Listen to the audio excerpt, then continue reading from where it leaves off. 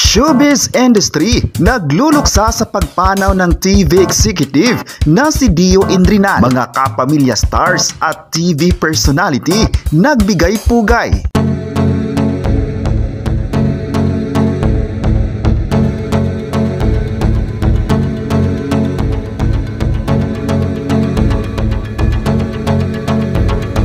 Nabulabog ang showbiz industry sa biglaang pagpanaw ng ABS-CBN Dreamscape Entertainment Head na si Dio Indrinal. Ito'y base na rin sa post na nag-isa niyang anak na si PG Indrinal sa Facebook account nito kagabi bago mag-alas 10. Ang caption sa larawang ipinost ni PG ay "This has to be the hardest caption that I will ever post." Sa post naman ay nagpapasalamat siya sa kanyang ama para sa lahat ng bagay na tinuring niyang pinakamagaling na tatay sa buhay niya. Buong industriya ng showbiz ay nagdadalamhati sa pagkawala ni Sir Dio, lalo na ang lahat ng mga artistang natulungan noong nagsimula pa lang sa kanilang mga karera na ngayon ay sikat na. Pati na rin ang mga nagsisimulang magsulat sa entertainment ay binigyan din ng puwang ng nasabing TV executive at higit sa lahat, naging mentor siya ng mga sikat na manunulat sa pelikula at telebisyon at pati ng mga baguhang direktor na pinagkatiwalaan niyang hawakan ng mga shows na pinoproduce niya. Narito ang mga artistang nagpapasalamat kay Sir Dio. Nag-post si Bia Alonzo sa social media ng larawang kasama niya si DTA. Ayon pa niya, isang blessing daw ito para sa kanya na makatrabaho sa Sir Dio. Maraming salamat raw sa kabutihan nito na hindi niya makakalimutan. Gayon din si Angeline Quinto na nag-post sa kanyang Facebook account ng mga larawang kasama ang TV executive. Mensahe niya, hindi niya alam kung paano siya mag-uumpisa dahil durog na durog ang puso niya na wala na siyang gustong ibang sabihin. Maraming salamat daw para kay Sir Dio. Hindi lang naging boss niya, naging pangalawang tatay niya. Sobra daw ang pag-aalaga nito at maging sa kanyang pamilya. Ayon pa ni Angeline Quinto, ipagpapatuloy niya raw ang pagkanta ng mga awiting galing sa puso, gaya ng lagi niyang sinasabi sa lahat ng theme song na ipinagkatiwala sa kanya.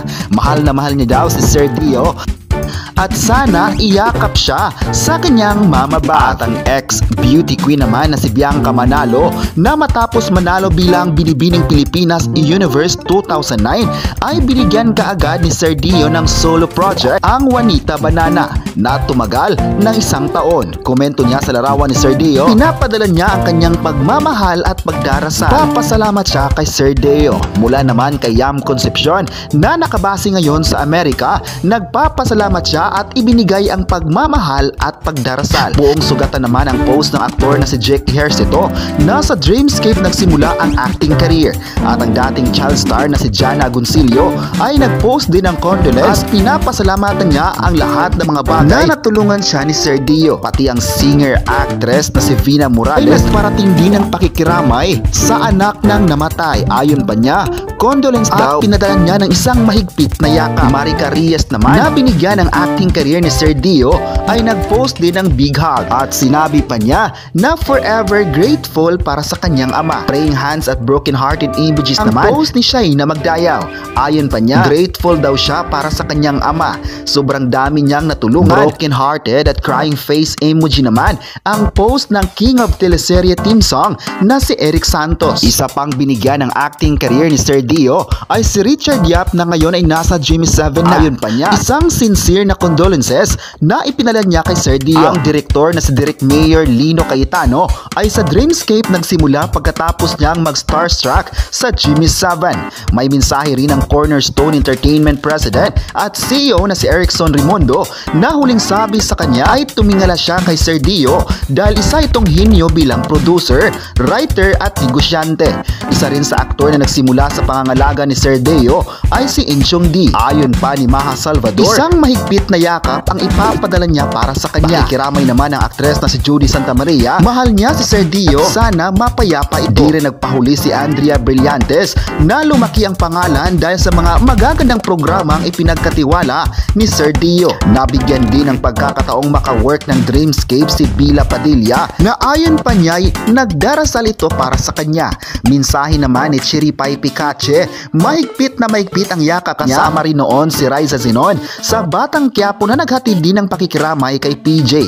Ayon pa niya, mahigpit na yakap at deepest condolences. Si Janine Gutierrez naman, na paglipat niya sa ABS-CBN ay sa Dreamscape series of shows siya napanood. Siyempre, nakiramay din ang isa sa mga mainstay ng malalaking programa ng Dreamscape na si Lorna Tolentino. Marami pang personalidad na nakidalamhati sa mga naiwan ni Sir Dio at umabot na sa kulang-kulang 3,000. Samantala, nakaburo lang labi ng TV executive sa Heritage Park, Taguig City Chapel 3, 4, and 5. Maaring bumisita ang mga nagmamahal kay Sir Dio simula alas 3 ng hapon hanggang 2 AM sa February 8 ang kanyang libing. Samantala, sobra na yan. Ganyan ang naging reaksyon ng ilang netizen matapos ibandira ng fashion icon ang pagsama nila ng sikat na Korean star na si Lee Min-ho. Sa Instagram ni Heart Evangelista, makikita ang short video na meet niya si Min-ho sa isang fashion event sa Thailand. Naging agaw pansin din sa maraming fans ang pag-shake hands ng dalawa habang nag-uusap. Bukod dyan, nagkaroon pa ng pictorial ang dalawa para sa isang luxury fashion brand. Noong January 27 lamang, nang huling mag-trending si Heart Evangelista dahil naging seatmate niya sa isang fashion week sa Paris Fashion Week ang Twice member na si Myoy Mina. Tuwang-tuwang maraming fans dahil tila mag-best friends ang dalawa kung titingnan. Makikita kasi sa viral photos na super close umano si Heart at Mina sa upo ng mga rumarampa sa runway. Samantala, kayang mabuhay ng masaya at kontento ang nag-isang Diamond Star na si Maricel Soriano dahil wala siyang jowa. Prangkahang sinabi ni Maria na hindi niya kailangan ng love life para makumpleto ang kanyang kaligayahan bilang tao at bilang babae. Say pa ng movie icon, mas gusto rin niyang ibuhos ang kanyang atensyon at panahon sa kanyang sarili, sa dalawa niyang anak at maging sa trabaho. Sa panayam ni Corina Sanchez kay Maricel para sa programa niyang Corina Interview sa Net25, natanong ang Diamond Star kung friends ba niya ang lahat ng kanyang mga naging karelasyon noon. Tumango naman si Maria pero biglang natigilan at nagdialog parang naglalaya ko doon. Hindi lahat. Hindi napilit ni Corina Sanchez si Maricel na banggitin kung sino ang dating karelasyon na hindi niya naging kaibigan nang maghiwalay sila. Pero sure daw na hindi si Ido Manzano ang tinutukoy ni Maria na pinakasalan niya noong 1989. Pero naghiwalay din sila after 2 years, magkaibigan pa rin hanggang ngayon ang ex-couple. Naging boyfriend din ni Maria noon ang aktor at dating action star na si Ronnie Ricketts. Nag-ampun pa nga sila noon ng isang batang lalaki, si Maron, ang 37 years old na ngayon. Isa pang naging karelasyon noon ni Maricel ay ang negosyanteng si Cesar Halushos at biniyaan sila ng isang anak na si Sebastian. Kayo, ano ang masabi nyo na nagbigay pugay ang mga kapamilya stars at TV personalities sa pagpanaw ni Sir Dio Indrinal? I-comment na kung nalungkot din ba kayo dito at huwag kalimutang i-subscribe ang ating YouTube channel.